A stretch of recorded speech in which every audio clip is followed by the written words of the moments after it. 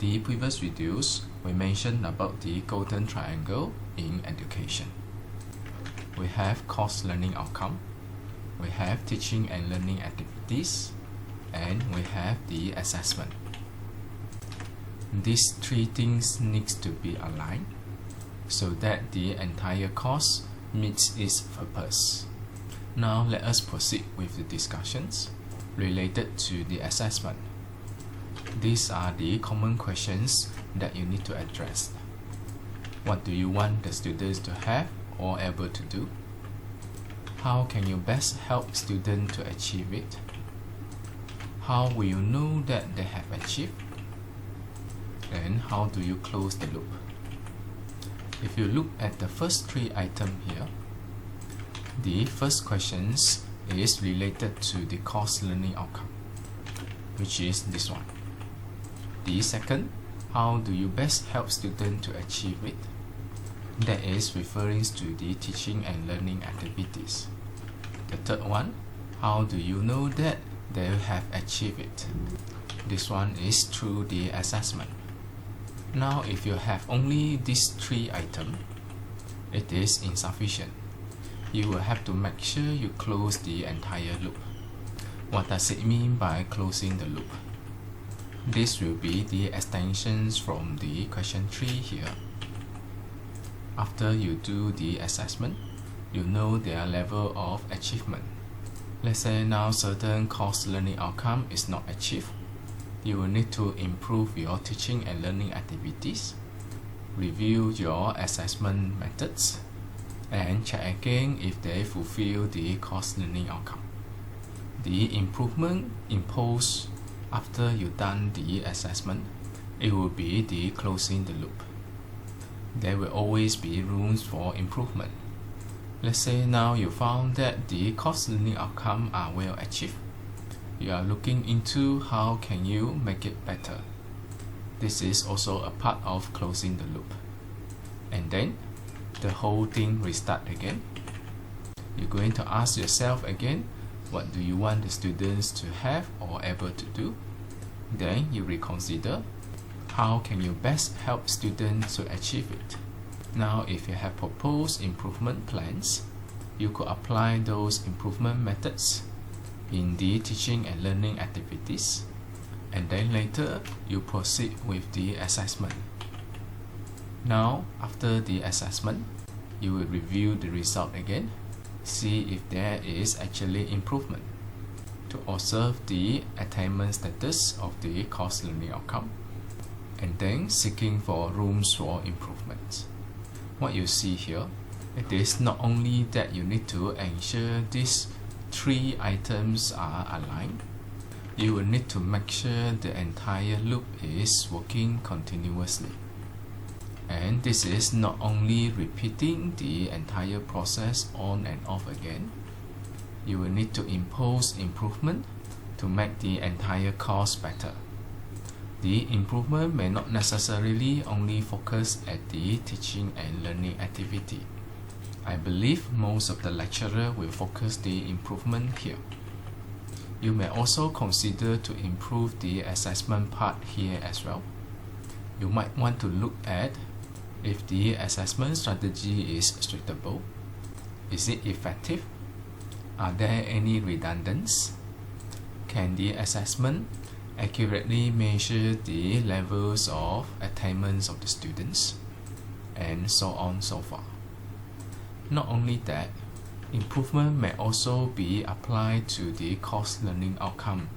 You might want to look into the breadth and depth of that particular course. See if the focus are well emphasized, focus on the essential part, and also see the functions of that particular course as a part of the entire program towards the directions better attaining to the program learning outcome. So when we talk about closing the loop here, you know that it is related to the quality improvement of that particular course. Now the improvement can be applied to either of these three items here, or it may be applied to all the three items here. Let me give you some scenarios. Let's say now the course learning outcome is well defined. The teaching and learning activities are well conducted. However, there are some problems with the assessment. The assessment is unable to accurately measure the level of attainment of the students. Let's say now the teaching and learning activities are very good. The assessment result implies a poor performance of the students, which is not accurate. Now, when the assessment result shows the poor performance, many may be misled by the assessment result, as if there are problems with the teaching and learning activities. What's going to happen next? A lot of improvement proposed will focus on the teaching and learning activities. Now, no matter how hard you try, the assessment result still shows the poor performance of the students, and this will affect the entire golden triangle here. You might need to review the assessment as well, whether the tools for the assessments are appropriate. Is it thorough enough? Is there any bias, any redundancy, and so on so far. This shall be the first step that you need to review before you can look into how you can improve the teaching and learning activities. You must first ensure your assessment is appropriate. Eliminate the influence of this inappropriate assessment for you to confirm that there are problems with the teaching and learning activities. Let me give you another example. This time, the problem is related to the course learning outcome. Let's say now the course learning outcome is not well defined.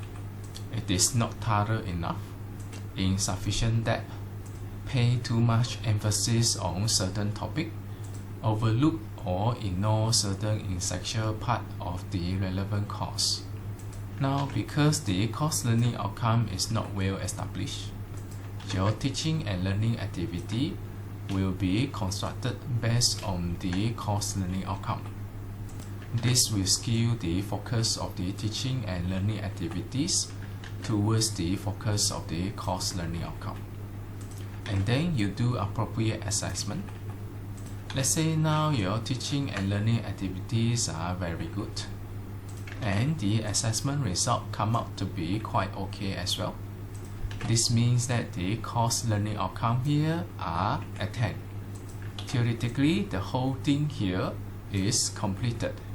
And after going through this entire course here, it shows that the students can perform very well and function well as an engineer.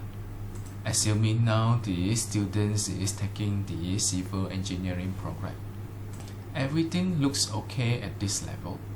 However, the attainments of course learning outcome here shall later be brought forward to the program learning outcome. And when you analyze at the program level, you realize that the students cannot function well as an engineer as what was anticipated after going through the relevant courses. The result shows good teaching learning activities, good assessment results, and attainment of the course learning outcome. Theoretically, program learning outcome should also be attained. Now there is a gap between what you assume is going to be with the reality. That means most likely there are something wrong here. You might need to look into the alignment between the course learning outcome and the program learning outcome. It is only when your course learning outcome are well established, whatever following effort here shall fit to the course learning outcome and subsequently to the program learning outcome. As far as a program is concerned, we are producing graduates as a whole, which is the outcome of collective courses, equipping the graduates with sufficient technical knowledge, adequate breadth and depth, so that they can perform well in the industry. It is also possible there are problems with the course learning outcome.